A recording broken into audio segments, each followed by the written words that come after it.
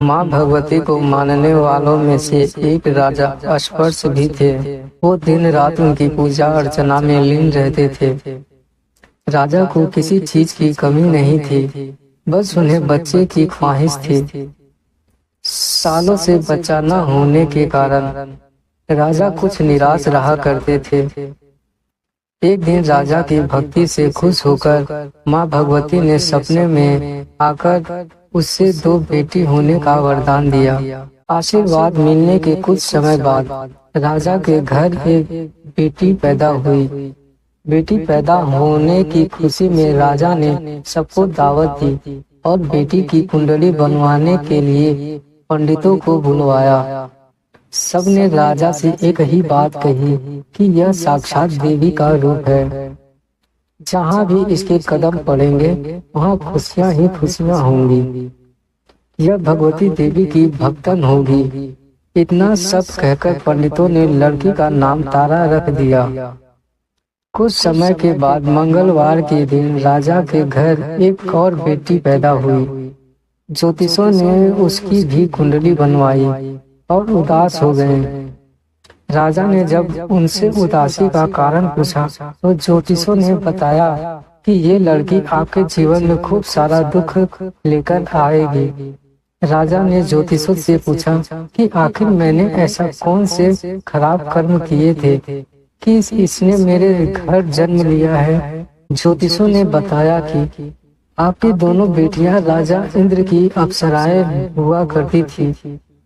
इनमें से बड़ी बहन का नाम तारा और छोटी का रुक्मन था। एक दिन ये दोनों मिलकर धरती की सैर करने के लिए गए। दोनों ने ही वहां पहुंचकर एकादशी के दिन का व्रत रखा। तारा ने अपनी छोटी बहन से कहा कि आज एकादशी का व्रत है, इसलिए बाजार जाकर कुछ ताजे फल ले आओ, लेकिन वहां कुछ खाना मत। रुक्मन बाजार फल लेने के लिए चली गई। वहां उसे मछली के पकौड़े दिखे। उसने झट से उन्हें खा लिया और अपनी दीदी के लिए कुछ फल ले लिए। रुक्मन ने तारा से पूछा कि तुम अपने लिए फल क्यों नहीं लाई? उसने जवाब दिया कि वो मछली के पकौड़े खाकर आई है। तारा ने गुस्से में कहा कि तुम पापिन हो, एकादशी के दिन तुमने मछली खा ली। ऐसे खराब कर्म के लिए मैं तुम्हें छिपकली बनने का श्राप देती हूँ। अब उसी जंगल में तारा की बहन छिपकली बनकर रहने लगी। वहाँ एक जाने अनजाने ऋषि गुरु गोरख भी अपने कुछ शिष्यों के साथ रहते थे। उनके शिष्यों में से एक बहुत ही घमंडी था। अपने घमंड के चलते वो शिष्य कमंडल में पानी भरकर एकांत में बैठकर तपस्या करने लगा। तभी एक प्यासी गाय वहां आ गई। उसने सीधे अपना मुंह उस कमंडल में डाला और पानी पी लिया। पानी पीने के बाद जैसे ही गाय अपना मुंह बाहर को निकालने लगी तो कमंडल नीचे गिर गया और ऋषि का ध्यान भंग हो गया। ऋषि ने देखा कि गाय पानी पी गई है। अब गुस्से में ऋषि ने गाय को एक चमेट से बुरी तरह घायल कर दिया। इस बात की जानकारी जब गुरु गोरख को पड़ी तो वो तुरंत गाय को देखने के लिए गए। जैसे ही उन्होंने गाय की हालत देखी वैसे ही अपने उस घमंडी शिष्य को आश्रम से बाहर निकाल दिया। कुछ दिनों के बाद गौ माता पर किए गए उस अत्याचार से होने वाले पाप को कम करने के लिए उन्होंने एक यज्ञ करवाया। इस यज्ञ के बारे में गाय को चिमटे से मारने वाले घमंडी शिष्य को भी पता चला। वो सीधे पक्षी का रूप धारण करके यज्ञ स्थल पर गया और भोजन में अपनी चोंच से मरा हुआ सांप डाल दिया। किसी को इस बात की खबर नहीं हुई। ये सब होते हुए तारा से श्राप मिलने वाली छिपकली रुक्मन देख रही थी। उसके मन में हुआ कि इसे खाकर सारे लोग मर जाएंगे। सबकी जान बचाने के लिए छिपकली बनी रुक्मन सभी लोगों के सामने भोजन पर गिर गई। लोगों ने छिपकली को खूब कोसा और बर्तन को खाली करने लगे। उसी वक्त भंडारा करने वालों को खाने में मरा हुआ सांप भी दिखा। तब कहीं जाकर सबको समझ आया कि छिपकली सबकी जान बचाने के लिए जानबूझकर भोजन में गिरी थी। एक छिपकली होने के बावजूद भी इतने अच्छे विचार होने की वजह से यज्ञ में मौजूद सारे महत्वपूर्ण लोगों ने कहा कि हमें इस छिपकली की मुक्ति के लिए प्रार्थना करनी चाहिए। पंडित ने आगे बताया कि सबकी प्रार्थना से ही वो छिपकली तीसरे जन्म में आप जैसे प्रतापी राजा के घर बेटी के रूप में पैदा हुई। वही तारा ने दूसरे जन्म तारामती के रूप में लिया और अयोध्या के राजा हरिश्चंद्र से शादी की। बातें कहने के बाद पंडितों ने राजा स्पर्श को रुक्मन को मारने की सलाह दी। इस बात पर राजा बोले, मैं किसी बेटी को कैसे मार सकता हूँ, ऐसा करना पाप होगा। फिर ज्योतिषवर ने कहा कि एक संदूक में सोना चांदी लगवाकर इसके अंदर लड़की को रख देना और संदूक को पानी में बहा देना।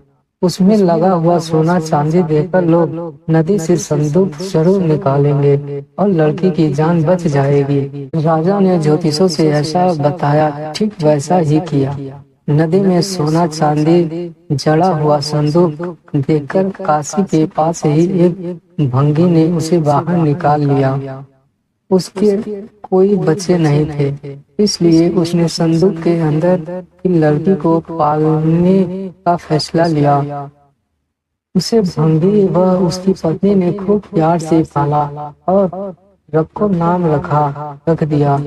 बड़ी होते ही दोनों ने रक्को की शादी करवा दी। रक्को की सासू माँ तारामती और राजा हरिश्चंद्र के महल में साफ सफाई करने का काम किया करती थी। कुछ दिनों के बाद रक्को की सासू माँ बीमार हो गईं। उनकी जगह रक्को वहाँ काम करने लगी। तारामती ने उसे देखा और पुराने जन्म के पुण्य के कारण पहचान लिया और उसे कहा कि तुम मेरे साथ बैठ जाओ। रक्को ने बोला कि मैं तो भंगनी हूँ, इसलिए आपके पास नहीं बैठ सकती। जब तारामती ने उसे बताया कि तुम पूर्व जन्म में मेरी ही बहन थी, तुमने एकादशी व्रत के दिन मछली खा ली थी और मैंने तुम्हें दंड देते हुए छिपकली बना दिया।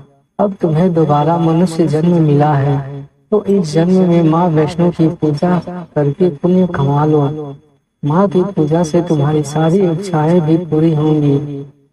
तारामती की इस बात को सुनने के बाद रक्को माँ वैष्णो से एक बेटे के लिए प्रार्थना करती है और कहती है कि अगर उसकी मनोकामना पूरी हुई तो वो अपने घर में माँ वैष्णो देवी पूजन और जागरण करवाएगी। माँ वैष्णो देवी उसकी प्रार्थना सुन लेती है और उसे बेटा होता है। पुत्र की प्राप्ति के बाद सबको उसकी देखभाल और लाड दुलार में माँ वैष्णो देवी का पूजा करना भूल जाती है। ऐसा होते होते 5 साल बीत गए और फिर एक दिन उस बच्चे को चेचक यानी माता निकल आती है। बच्चे की ऐसी स्थिति देखकर परेशान रक्को अपने पिछले जन्म की बहन तारामती के घर जाकर उन्हें इस समस्या के बारे में बताती है। जब तारामती ने पूछा कि तुमने माँ वैष्णो देवी का पूजन अर्चना में कोई गलती तो नहीं की, फिर रक्को को याद आता है कि उसने माँ वैष्णो देवी का जागरण कराने का प्रण लिया था। ये बात याद आते ही रक्को को काफी पछतावा हुआ और मन में माँ से कहा कि बच्चे की ठीक होते ही वो अपने घर में जागरण करवाएगी। अगले ही दिन उसका बेटा पूरी तरह ठीक हो जाता है। तभी रक्को ने माता रानी के मंदिर में जाकर पुजारियों को कहा कि मंगलवार के दिन घर में जागरण करवा दीजिए। रक्को की बात सुनकर पंडित कहते हैं कि तुम यही 5 रुपए दे दो, तुम्हारे लिए हम मंदिर में ही जागरण करा देते हैं। रक्को कहती है, मुझे पता है कि मैं चमारिन हूँ, लेकिन आप मेरे घर आकर ही जागरण करवा दीजिए। माँ किसी तरह का भेदभाव नहीं करती है, तो आपको भी नहीं करना चाहिए। इस पर पंडितों ने विचार विमर्श करके कहा कि अगर रानी आपके जागरण में आती है तो हम तुम्हारे घर आकर जागरण करने के लिए तैयार हैं। पंडितों की बातें सुनकर रक्को अपनी बहन रानी तारामती के पास जाती है और तारामती को सारी बात बताती है। रक्को की बातें सुनकर तारामती जागरण में जाने के लिए तैयार हो जाती है। इस बात को बताने के लिए रक्को जब पंडित जी के पास जाती है तब उनके बीच की बातों को सेन नामक नाई सुन लेता है। फिर वह राजा हरिश्चंद्र को जाकर सारी बात बता देता है। राजा के मन में हुआ कि रानी को नीची जाति वाले के घर जागरण में नहीं जाना चाहिए। इसी वजह से वो अपनी उंगली काट लेते हैं जिससे उन्हें नींद न आए और रानी जागरण में न जा सके। सब जागरण का समय होता है तब भी राजा को जागते हुए देखकर रानी मन ही मन माँ वैष्णो देवी से प्रार्थना करती है कि महाराज को नींद आ जाए ताकि मैं जागरण में जा सकूं। रानी की प्रार्थना से कुछ ही देर बाद राजा को नींद आ जाती है। फिर रानी तारामती रोशनदान में रस्सी बांधकर महल से नीचे आकर रक्को के घर चली जाती हैं। इसी जल्दबाजी में रास्ते में ही रानी का रेशमी रुमाल और एक पांव का कंगन गिर जाता है। इधर कुछ वक्त बाद राजा हरिश्चंद्र की नींद टूट जाती है। नींद खुलने पर रानी को अपने पास न देखकर राजा उसकी तलाश में निकल जाते हैं। रानी को ढूंढते ढूंढते उन्हें रानी का रुमाल और कंगन मिलता है। रानी की चीजों को अपने साथ लेकर राजा जागरण स्थल पहुँचते हैं और एक जगह चुपचाप बैठकर जागरण सुनने लगते हैं। माँ वैष्णो देवी के जयकारे के साथ जागरण खत्म होता है और सभी को प्रसाद दिया जाता है। तब रानी अपने हिस्से के प्रसाद को झोली में डाल लेती है।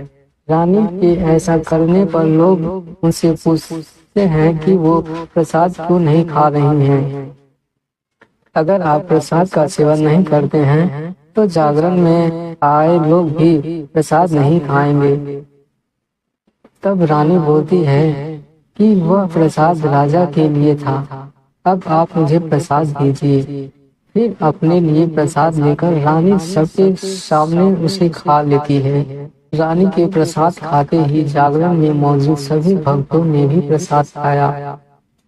इसके बाद रानी महल के लिए निकल जाती हैं। तभी रास्ते में ही राजा उन्हें रोकर पूछते हैं कि तुमने नीची जाति के घर प्रसाद खाकर खुद को अपवित्र कर दिया है। तुमने मेरे लिए भी प्रसाद रखा है, अब तुम उससे मुझे भी अपवित्र करना चाहती हो। अब मैं तुम्हें अपने महल नहीं लेकर जा सकता। यह बोलते हुए जब राजा रानी की झोली को देखता है तब उन्हें प्रसाद की जगह गुलाब, चंपा जैसे अनेक फूल और अच्छा चावल व सुपारियां नजर आती हैं।